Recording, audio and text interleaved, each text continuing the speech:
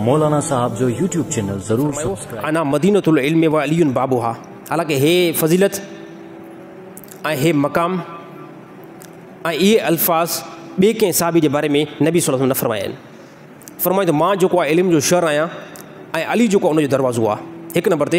बे नंबर ते फरमाया आना दारुल हिकमत व अलीयुन बाबुहा। मां दारुल हिकमत जो घर आहियां अली उन दरवाज़ो आहे। हज़रत अली साईं इस्लाम में सब खां पहिरियां नंढी उम्र में जैं रसूलुल्लाह सल्लल्लाहु अलैहि वसल्लम जे मथां ईमान आंदो वो हज़रत अली साईं शख्सियत हुई। अल्लाह जे नबी बेशुमार फज़ल बयान किया। अल्लाह जे नबी फरमायो अली सां मोहब्बत कंदो रुगो मोमिन अली सां बुग़्ज़ रखंदो सिर्फ़ जो मुनाफ़िक। मुंहिंजी अली सां उहा निस्बत आहे जेकी मूसा जी हारून अलैहिस्सलाम सां निस्बत हुई। यानी मूसा अलैहिस्सलाम जी हारून अलैहिस्सलाम सां जेकी निस्बत आहे हालांकि वॾी फज़ीलत आहे। हिकु नॉर्मल ॻाल्हि न आहे।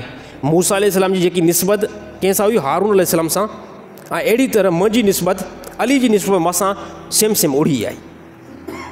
हज़रत अली साईं जेकी शहादत थी एक रिवायत के मुताबिक 17 रमज़ान मुबारक ते फजर नमाज ते रस्ते ते वञनि पिया।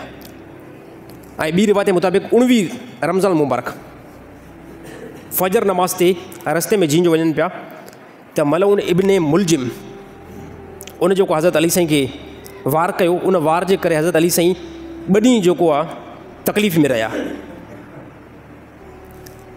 ॿ ॾींहं जो आहे तकलीफ़ के मरहले में रहा। 21 रमज़ान मुबारक ते हज़रत अली साईं शहादत थी आहे। 21 रमज़ान ते हज़रत अली साईं शहादत थी आहे। पोइ साहबा त इनखे इब्ने मुलजिम के पकड़े करे आया। पोइ हज़रत अली साईं खां पुछा कयूं त साईं हाणे हिन जो छा इंतकाम करिणो आहे। त ॾिसो हे सब्र आहे पर सब्र ॾिसो सिखियल कंहिं खां डायरेक्ट सब्र अल्लाह जे नबी खां सिखियल आहे। त हज़रत अली साईं फरमायो पहिरियों त हिनखे फ़िलहाल जेको आहे हिनखे हिते बीहारे छॾियोसि। इन खां बाद में अगरि बिलफ़र्ज़ मां शहीद थी वञा त पोइ हिनखे हिकिड़े वार सां ख़तमु करे छॾियो। हिकिड़े वार सां हिनखे ख़तमु करे छॾियोसि। ऐं इन जे करे छाजे करे क़ातिल मुंहिंजो इहो ई आहे। इन जे करे ॿिए कंहिंजी मुंडी न उॾाइजो, ॿिए कंहिंखे क़तल न कजो, सिर्फ़ु इनखे ई क़तल कजो। ऐं बिलफ़र्ज़ जेकॾहिं अगरि मां ज़िंदा थी थो वञा अगरि मुंहिंजी हयाती पोइ थिए थी त पोइ इहो इंतकाम मां पाण ई वठंदुमि। ऐं सेम सेम इमाम हसन जॾहिं शहीद थिया हुया न त इमाम हसन भी यही ॻाल्हि फरमाई हुई। इमाम हसन भी यही ॻाल्हि सेम सेम यही फरमाई हुई। त इमाम हुसैन पुछा कयो इमाम हसन खां त ए भाग मूंखे ॻाल्हि ॿुधायो तोखे ज़हर कीअं ॾिनो आहे हिते जंहिंजे करे तुंहिंजी जान जे अंदरि इंतिहाई तकलीफ़ थी वई आहे ऐं तुंहिंजो मर्ज़ इंतिहाई वधी वियो आहे, तोखे ज़हर कीअं ॾिनो आहे। त पोइ इमाम हसन इहा ॻाल्हि फरमाई त चए अगरि मां तोखे ॿुधायां तूं छा कंदी। चए मां त हुनखे क़तल करे छॾींदुमि छाजे करे तूं मुंहिंजो भाउ आहे। किसास जे तौर ते मां हुनखे क़तल कंदुमि। ऐं चए बिलफ़र्ज़ अगरि मां तोखे उहा ॻाल्हि ॿुधायां ऐं बेगुनाह को इंसान क़तल थी वञे त हुन बेगुनाह जो खून मुंहिंजे गर्दन में अची वञे क़यामत ॾींहुं त क़यामत ॾींहुं मां हुनखे छा हिसाबु ॾींदुमि। त पोइ छॾे ॾे बसि मां हुनखे ॼाणियां थो, मां हुनखे सुञाणां थो क़यामत ॾींहुं मां ख़ुदि जेको आहे उनखां पोइ बदिलो वठंदुमि। हालांकि हे उहा तालीम आहे, हे उहा तरबियत आहे, हे उहो घरानो आहे जंहिंजी निस्बत डायरेक्ट रसूलुल्लाह सल्लल्लाहु अलैहि वसल्लम जी ज़ात खां थी आहे। नबी सल्लल्लाहु अलैहि वसल्लम जी ॼाणी बीवी फातिमा तो ज़रा अल्लाह जे नबी फरमायो फातिमा तो बिदा तो मिनी। फातिमा मुंहिंजे जिस्म जो टुकड़ो आहे। जीअं बीबी फातिमा नबी सल्लल्लाहु अलैहि वसल्लम जिस्म जो टुकड़ो सेम सेम इमाम हसन बीबी फातिमा जे जिस्म जो टुकड़ो, इमाम हुसैन बीबी फातिमा तो ज़रा जे जिस्म जो टुकड़ो।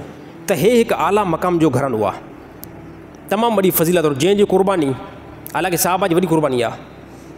साहबा जी तमामु वॾी क़ुर्बानी आहे जंहिंजे ज़रिए सां इस्लाम हिते पहुतो आहे। पर जॾहिं असां हिस्ट्री खे चेक था कयूं, हिस्ट्री खे असां नोट था कयूं, ॾिसूं था त ज़्यादा में ज़्यादा जेकी शहादत थी आहे ज़्यादा में ज़्यादा उहो रसूल जे घराने जी तमामु वॾी थी आहे, इंतिहाई थी आहे। त हे असांजो इस्लाम, हे असांजो दीन ऐं हे असांजो मज़हब असां ताईं पहुतो आहे। इन जे लाइ साहबा खे अहलुल बैत खे, हालांकि अहलुल बैत खे जेकॾहिं मां साहबा चवां कंहिं क़िस्म जो कोई बि शक न आहे।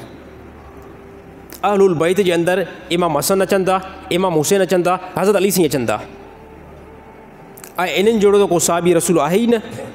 साहबी रसूल कंहिंखे चइबो आहे जंहिं ईमान जी हालति में, जंहिं जाग जी हालति में रसूलुल्लाह सल्लल्लाहु अलैहि वसल्लम जी ज़ियारत कई हुजे ऐं उनजो ख़ात्मो ईमान ते थियो हुजे उनखे साहबी रसूल चयो वेंदो आहे। उनखे साहबी रसूल चयो वेंदो आहे। त मया बार दोस्तों साहबा जी मुशक़त, साहबा जे मथां तकलीफ़ दीन फैलाइण में ऐं इस्लाम खे पहुचाइण में बेशुमार जेको आहे इहे वाक़िया पेश आया आहिनि। असां इन वाक़िअनि खे सिर्फ़ु जेको ॿुधी सघूं था